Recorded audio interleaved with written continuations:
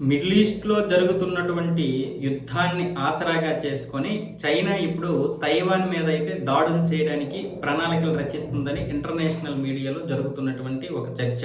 దీనివల్ల రెండు లాభాలు. ఒకటి, మిడిల్ ఈస్ట్ యుద్ధం జరుగుతోంది కదా, ఎలాగో ఇప్పుడు పనిలో పనిగా సందట్లో సడేమియా అన్న విధంగా తైవాన్ మీద దాడి చేసి తైవాన్ని చైనాలో కలిపేసుకుంటే ఇటు అమెరికా నుంచి ఒత్తిడి రాదు, అలాగే మిగతా ప్రపంచ దేశాల నుంచి కూడా ఒత్తిడి రాదు. ఇప్పుడు మిడిల్ ఈస్ట్ మీద అన్ని దేశాలు కూడా దృష్టి పెట్టాయన్న విధంగా చైనా భావించి గత శనివారం రోజు 26 యుద్ధ విమానాలని తైవాన్ గగనతలంలోకి పంపించిందని వార్త వచ్చింది. అది నిజమే అని తైవాన్ ధృవీకరించింది, చైనా ధృవీకరించడం జరిగింది.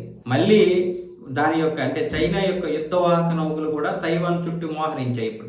సో ఇక్కడ రెండోది ఏంటంటే, ఇప్పుడు తైవాన్ మీద చైనా దాడి చేస్తే అమెరికా మళ్ళీ ఇక్కడ స్పందించాల్సి వచ్చిందంటే అటు మిడిల్ ఈస్ట్లో కూడా యుద్ధం ఆగే అవకాశాలు ఉంటాయి. ఒకవేళ మిడిల్ ఈస్ట్లో యుద్ధం ఆగకపోతే తైవాన్ని కలిపేసుకుందాం, ఒకవేళ తైవాన్ని కలిపేసుకోవడానికి అమెరికా వ్యతిరేకిస్తే ఆ యుద్ధం ఆగడానికి మనం కండిషన్ పెడదాం అన్న విధంగా చైనా ఆలోచిస్తుంది అంటూ కొన్ని నివేదికలు అయితే బయటికి చెప్పాయి. అంటే ఇప్పుడు ఏంటి, లోక కళ్యాణం కోసం చైనా ఇలాంటి ప్రయత్నాలు చేస్తుందని చెప్పుకోవడానికి చైనానే తన యొక్క న్యూస్ పత్రికల్లోనూ అలాగే మిగతా అమ్ముడుపోయినటువంటి ప్రపంచ న్యూస్ పత్రికలు ఉంటాయి కదా, న్యూస్ ఏజెన్సీలు, వాళ్ళ ద్వారా ఈ విధమైనటువంటి కథనాలని వెలువరిస్తుంది ఆర్టికల్ ద్వారా.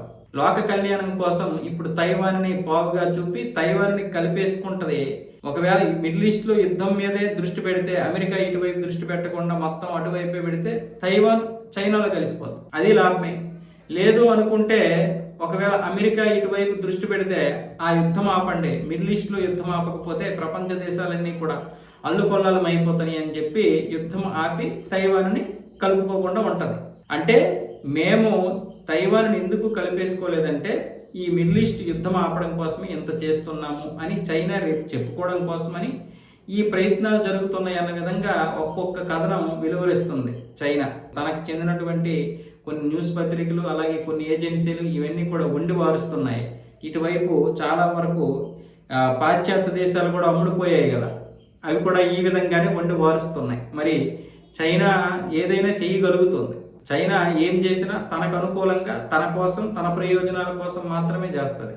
అమెరికా ఎన్ని తిన్నదో ఆకులు దానికి 1000 రెట్లు ఎక్కువ చైనా తింటుంది. కాకపోతే అమెరికా లాగా తన యొక్క డబ్బులను వృధా చేసుకుంటూ ఇతర దేశాల మీద ఎక్కడ యుద్ధం చేయదు చైనా.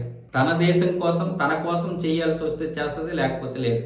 ఎప్పుడో మనతో చేసింది, ఇప్పుడు ఇంకా చెయ్యదు. ఎందుకంటే ఆ ఒక్క క్షిపణ కూడా డబ్బులు వేస్ట్ అన్న విధంగా ఏదో ఒక విధంగా క్షిపణులు అలాగే తన యొక్క ఆయుధాలను పెంచుకుంటూ ప్రపంచ దేశాలను భయపెడతారు తప్ప ఒక్క క్షిపణ కానీ ఒక్క డ్రోన్ కానీ విసిరితే మనకే నష్టం అన్న విధంగా తయారైంది చైనా.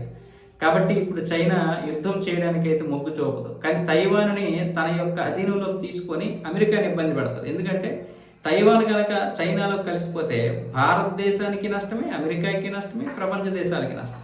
ఎలాగా, చైనాని కాదని ఎన్నో దేశాలు మన దేశంతో సహా చాలా దేశాలు తైవాన్నే వాళ్ళ యొక్క వ్యాపార సంస్థగా పెట్టుకున్నారు. అంటే ముఖ్యంగా సెమీ కండక్టర్ల విషయంలోనూ కొంత టెక్నాలజీ విషయంలోనూ ఇప్పుడు మనకి ప్యాక్స్కాన్తో పాటు చాలా టెక్నాలజీ ఇస్తుంది తైవాన్. అందుకే చైనాకి భారత్ అన్న కూడా ఒక విధంగా మంట.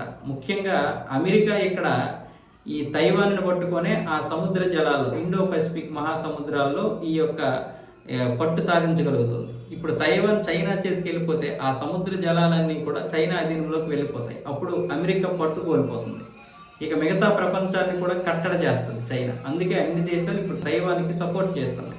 టెక్నాలజీ పరంగా భౌగోళిక పరంగా ఇన్ని ప్రతికూల పరిస్థితులు ఉన్నాయి కాబట్టి.